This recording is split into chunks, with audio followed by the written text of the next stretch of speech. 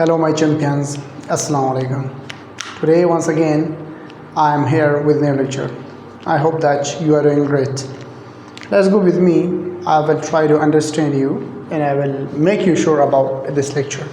And this is the end of passive voice. We have already changed all tenses into passive voice. We are supposed to change just 8 tenses into passive voice because rest of the tenses cannot be changed into passive voice because of rules. All perfect continuous tenses and future continuous tense cannot be changed into passive voice. And I'm trying to make you sure and make you understand about future perfect tense, how we can change into passive voice.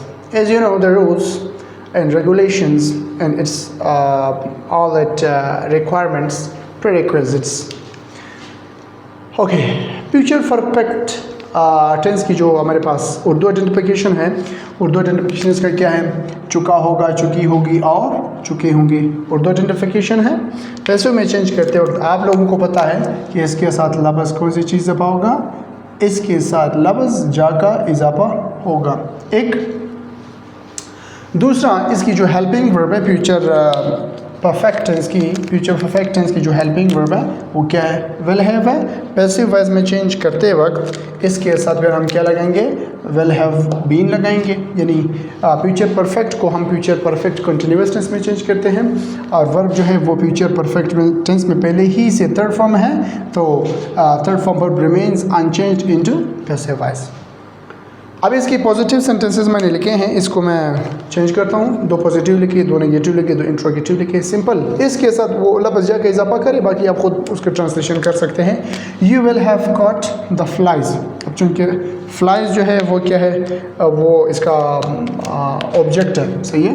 The flies object है, cot हमारे पास third form verb है, will have helping verb है, you क्या है? You subject, सही है। अब कैसे चेंज करते हैं? क्या आ जाएगा? The flies will have been, the flies will have been caught, the flies will have been caught by you। सही है, ये हो गया। दूसरा सेंटेंस है she will have brought butter। अब यहाँ पर क्या आ जाएगा? butter will have been brought, butter will have been brought by her। सही है, ये इसका पॉजिटिव सेंटेंसेस हो गए, सही है। इसके कैसे चेंज करते हैं? सिर्फ सब्जेक्ट एंड ऑब्जेक्ट रिप्लेसमेंट है। विल हैव को विल हैव बीन में चेंज किया और इसके साथ जो वर्ब है वो थर्ड फॉर्म है, it remains unchanged. Negative sentence है, he will not have released me. सही है, मी ऑब्जेक्ट है, तो यहाँ पर क्या आ जाएगा? आई आ जाएगा। आई के साथ जो हेल्पिंग वर्ब है वो वही आ जाएगा। I will not have been released, I will not have been released by, यहाँ पर क्या आ जाएगा? him आ जाएगा, सही है, क्योंकि इसकी जो है वो ऑब्जेक्टिव कैसे वहाँ पर ये बतौर सब्जेक्ट इस्तेमाल हुआ है और यहाँ पर ये क्या है? ये बतौर ऑब्जेक्ट आ गया, सही है, ये him आ गया। दूसरा सेंटेंस है we will not have investigated you। यहाँ पर क्या आ जाएगा? You will not have been investigated, you will not have been investigated, you will not have been investigated by, यहाँ पर क्या लिखा? you लिखा है, तो वही you ही आ जाएगी, by you। ये इसकी इंट्रोगेटिव सेंटेंसेस हो गए, सही है। अब इसकी जो नेगेटिव सेंटेंस, सॉरी, अब इंट्रोगेटिव सेंटेंस कैसे चेंज करते हैं? वही मेथड है। क्वेश्चंस यहाँ पर क्या है? ये ऑब्जेक्ट है। अब चूँकि इंट्रोगेटिव सेंटेंस बनाते वक्त हमने क्या करना है? हेल्पिंग वर्ब को हमने क्या काम पर लगाना है? हमने इसको यानी स्टार्ट में लगाना है। अच्छा, will he have asked question, you will not have been investigated by us. यहाँ पर यू नहीं आ जाएगा, यहाँ पर क्या आ जाएगा, अस आ जाएगा, क्योंकि यहाँ पर वी है, वी सब्जेक्टिव केस है, तो यहाँ पर ये चेंज होगी, यहाँ पर क्या आ जाएगा, अस आ जाएगा। इंट्रोगेटिव सेंटेंस है तो यहाँ पर सबसे पहले हम क्या लिखेंगे, वेल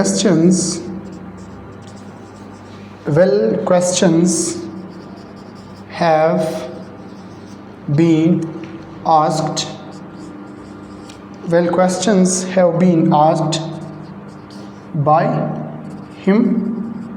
सही है। लास्ट में क्वेश्चन मार्क लाजमी है जाए, क्योंकि सेंटेंस इंट्रोगेटिव है, हम इसको यहाँ पर इंट्रोगेट करते हैं।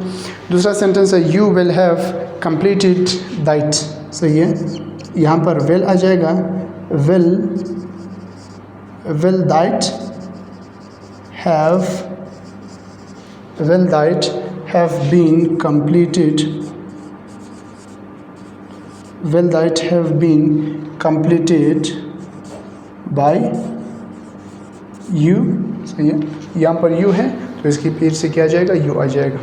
उम्मीद है आप लोगों को ये लेक्चर समझ आया होगा। इंशाल्लाह पैसिव वॉइस की जो हम टेंसेस चेंज करने का जो सीरीज़ है ये ख़त्म हो गया। इंशाल्लाह मैं कोशिश करूँगा कल से या परसों से पैसिव वॉइस में बाकी जो हम फॉर्मल इनफॉर्मल सेंटेंसेस कैसे चेंज करते हैं, नेगेटिव इंट्रोगेटिव और पॉजिटिव तो चेंज किया, इसमें फिर ये बताऊंगा कि भाई ऑब्जेक्टिव सेंटेंस कैसे चेंज किया जाता है, एक्सक्लेमेटरी सेंटेंस कैसे चेंज किया जाता है, बाकी रेस्ट ऑफ द सेंटेंसेस जो है वो कैसे चेंज करते हैं, इसके कुछ रूल्स भी समझाऊंगा। अच्छा, एक और भी चीज़ रहता है कि पैसिव वॉइस को हम क्यों इस्तेमाल करते हैं। सही है, if we have active voice so then what is the need of using passive voice? Is there any logic behind this? Yes, there is a logic behind this, because we use passive voice in 4 different manners, in 4 different methods. There is need of passive voice. So इंशाल्लाह आने वाले lecture में ये rules और इसके regulation के साथ में ये लेक्चर में पूरा समझाऊंगा। अल्लाह हाफ़िज़, गुड बाय।